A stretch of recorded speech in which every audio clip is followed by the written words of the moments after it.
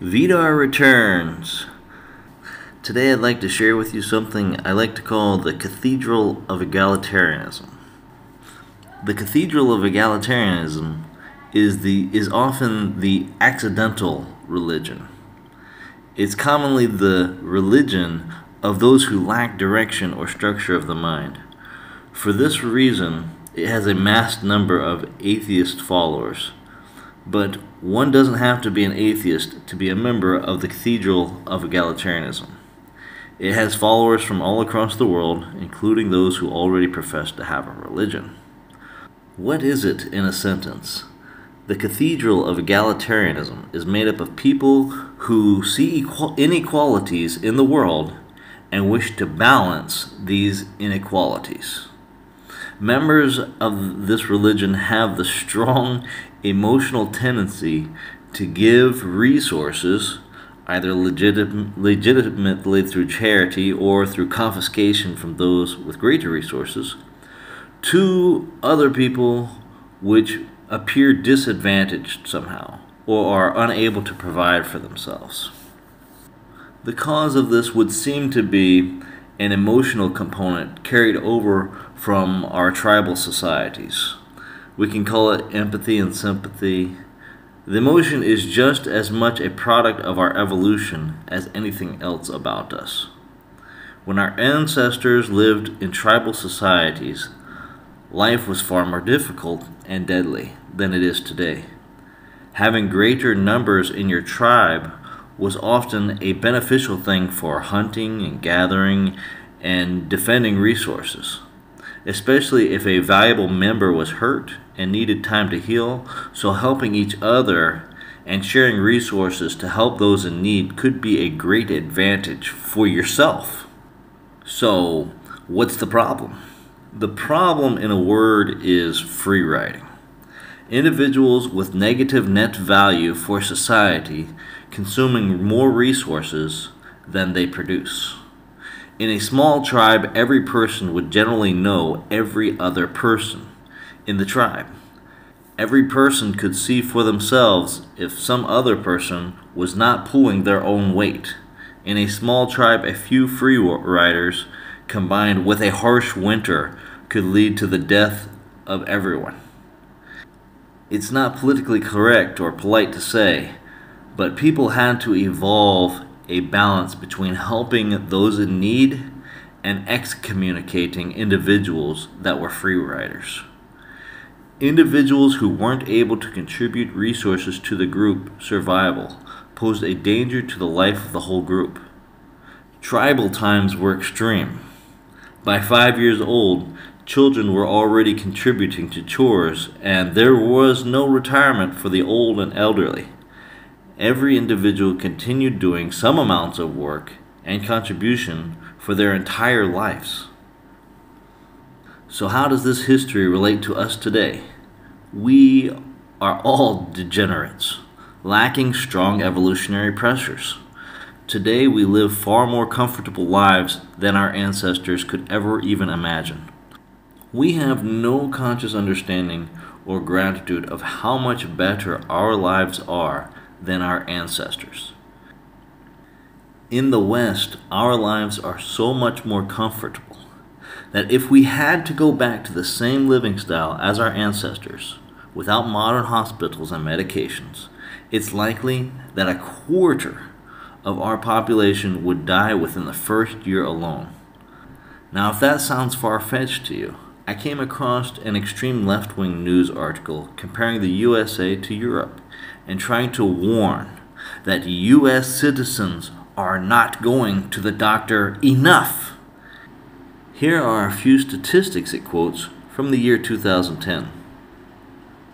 In the USA, 78% of women and 67% of men went to the hospital. You heard that correctly. We expect over half of the population going to the hospital every year. In just the year 2010, 80% of the elderly were on some form of medication. 80% of people over 65 years old are on regular medication. That's a mind-blowing number. and far left-wing activists would like to see these numbers increased. This is sick. What this means for our society is we're having an infinitely increasing abundance of free riders. People are becoming more degenerate. With the illusion of infinitely increasing food and resources, we have forgotten the evolutionary pressures of our ancestors. We can now provide for everyone without consequence. If we simply take from the haves and give to the have-nots, then perhaps we can eliminate death and suffering. This is thinking from the Cathedral of Egalitarianism. And for a temporary time, it may be possible to do this. Shifting of society's resources and helping those who can't help themselves. It may seem noble even. But the fallout from this will inevitably be more and more degenerate free riders, ever increasing. At this time in history, we are already seeing more degeneracy than was ever known by our ancestors. And the rise of degenerate free riders shows no signs of slowing down. The catch is that food and resources will eventually reach a limit. And when that time arrives, there will be massive pain and suffering, the likes of which our species has never seen. And how can you know when someone is a member of the Cathedral of Egalitarianism? I was once a member, and I would wager that most people today are, if they aren't a sociopath. Most highly influential people appear to be members. The sign of being a member is desiring to help those in need without discrimination. There's no problem with wanting to help individuals and see them do better. The issue is when it is done without discrimination. So what can we do? In any species of animal, evolution's corrective process is death to those most degenerate individuals and not allowing them to reproduce. At times, an entire species can be wiped out due to flaws or inability to adapt, being inflexible to changing conditions. In a world of increasingly degenerate humans, we are running headfirst in the real possibility of species extinction. We are increasingly becoming a species that cannot survive without technology. We eat processed food, we drink processed beverages, we feed babies with formula. We are living in the most prosperous time in human history, and many of us are on drugs because we can't handle the stresses of modern life. Instead of becoming stronger, our species is growing weak, dependent, and more pathetic. If someone thinks life is difficult today, they might ought to try living outside in the rain and in the cold of winter like our ancestors. Having parasites living all through your body, crawling under the skin, from birth until the day you die. We can barely stand to imagine the things that were everyday occurrences in the lives of our ancestors. The ancestors to whom we owe our lives to. Without them, we wouldn't exist, and perhaps we shouldn't exist. Some of us certainly should not. We have an abundance of degenerate and free-riding individuals in the world today. The cure is to follow the similar steps as our ancestors. We must discriminate against these individuals. We must avoid helping them or facilitating their procreation. They are a danger to the existence of our civilization, and the spreading of their genetics in the gene pool is a danger to our entire species.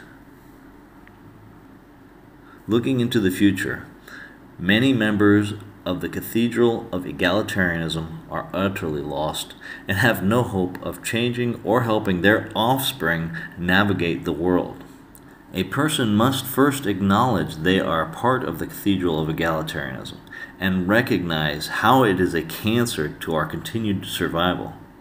None of us are perfect, and we do live in the most prosperous time that has ever been seen.